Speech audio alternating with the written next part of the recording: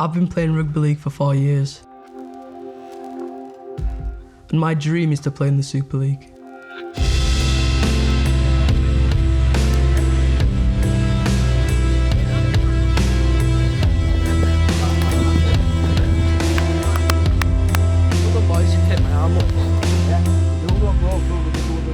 Yeah, everyone up for it, boys!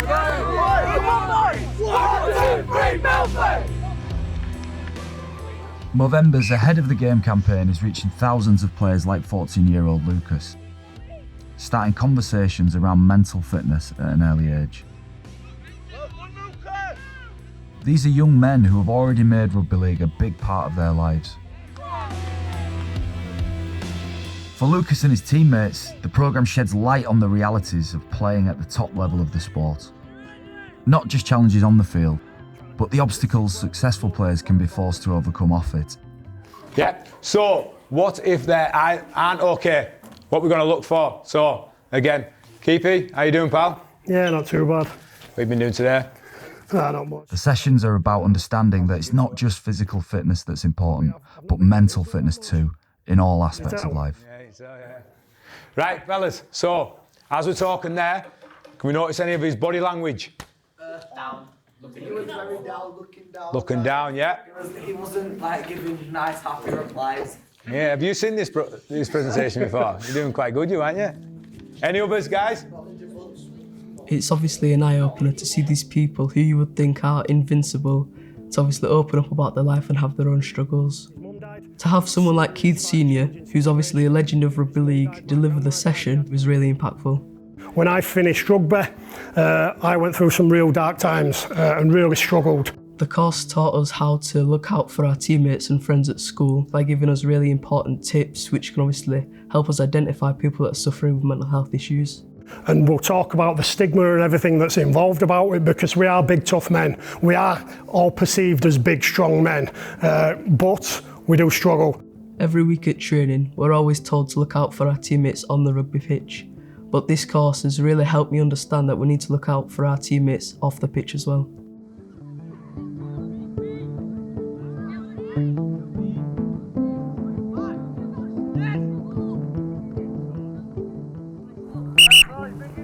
Come in, lads, come in. Everyone all right? Yeah. What's everyone's thoughts on Sunday? On the game now, this? When I thought that we lost the game before we started. When I said to you before when we was warming up, we were dead quiet. No one wanted to speak. No one was saying anything. Everybody's heads were down. And how many times do I talk about body language? I talk about it all the time. It's a massive indicator.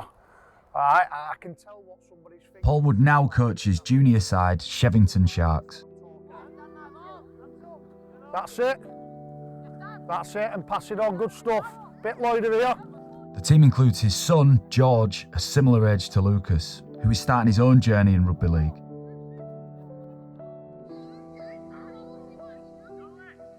Woody, how good's this? You know, coaching kids, giving something back, it's good for the soul, isn't it? Yeah, 100%. You know, feel like you have an obligation to give something back to the game that's give you so much. So, you know, who'd not want to hopefully have an hand in some of these young kids' futures if they want to be professional rugby players and, you know, help their development as people, really. Yeah, and you certainly, achieved everything, an unbelievable career. What really interests me about you, Woody, is that at the peak of that career, that was when you was maybe at your most uncomfortable personally. Yeah, you're right, you know, like, even though you can be seen to achieve things financially and, you know, your career's going well, it doesn't mean everything internal is going well. And I did have massive struggles. My perception on life wasn't right. Paul's years at the pinnacle of rugby league were the most mentally testing of his life. And few could have comprehended the struggles he was facing. From the outside, I had a lovely house, I had a couple of cars on the drive, I had 2 lovely kids, and my wife was actually expecting our 3rd child. Sidney Pettybourne, bang, bang. But I just got to a point where, you know, I planned on taking my own life.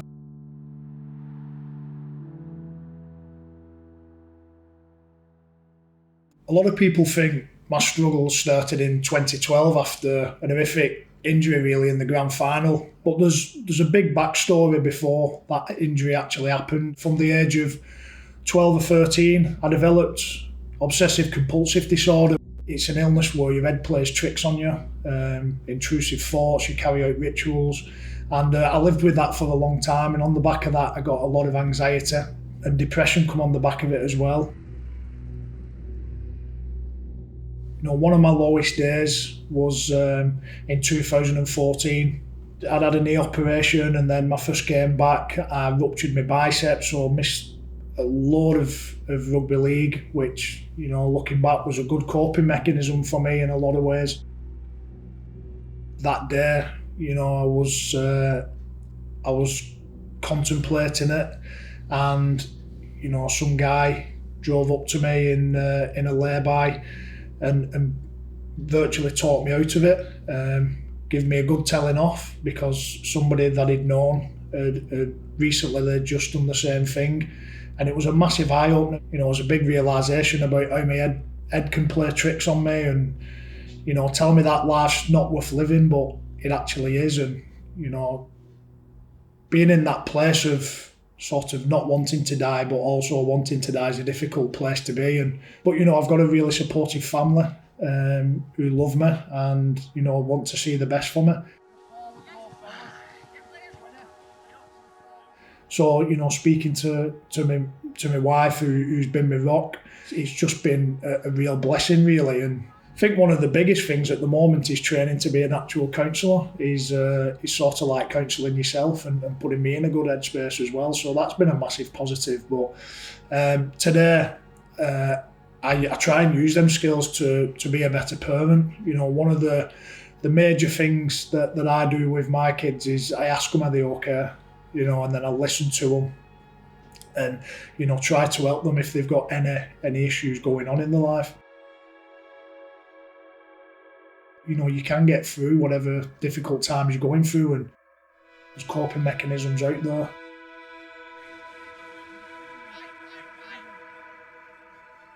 I developed OCD as a 13-year-old kid, and I lived with OCD.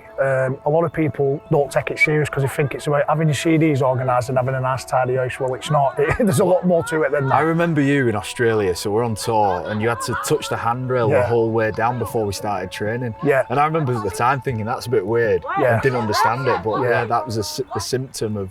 Yeah, and in my head, if I don't do that, I'm catastrophising things. You know, my family's going to die, the plane's going to crash on its way on the way home. All these things are going through my head if I don't do this. Yeah. That should have been the pinnacle of my career. I was touring with Great Britain, Australia, New Zealand.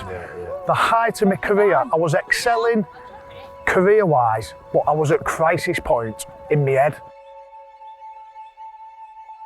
How did you get from the point where you're considering taking your own life and you're catastrophising everything in your life to where you are now? I ended up in Manchester Royal Infirmary, and at that point I was sat round with my wife and my 3 kids. My newborn had just been born, and I thought, you know what, I need to get myself out of this situation. So I had to do a lot of soul searching, and I surrounded myself with a great support network. And the people who I associate myself with now, the people who I can ring and speak openly about how I feel, if I need any advice, that is the key to where I am today. And having people who understand how you feel or can empathise with how you feel, you know, that is a massive, massive thing.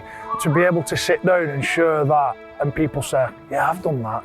And then they share back to me and I say, well, yeah, I've done that. And think, oh, I'm not on my own. There are people who think like this. So you've got a calm mind now. Yeah. You know, you speak to people who you can empathise with, you're here coaching kids, putting a bit back. Are you still working at it now? Is it a constant process for you? Do you know what? It is, yeah, it is, but I am in such a good place. Like, my darkest days are like way behind me. I know exactly how I keep myself well. I can quite easily have a moment where, you know, maybe for a minute or 2 minutes, I can be catastrophising a situation, the world's going to end. But once I recognise that, and again, it might take me a minute, 2 minutes, 5 minutes, I just recognise it and I do what I need to do. And you know what, 9 times out of 10 it's pick the phone up and ring somebody who can support me. Yeah. And that's what I do.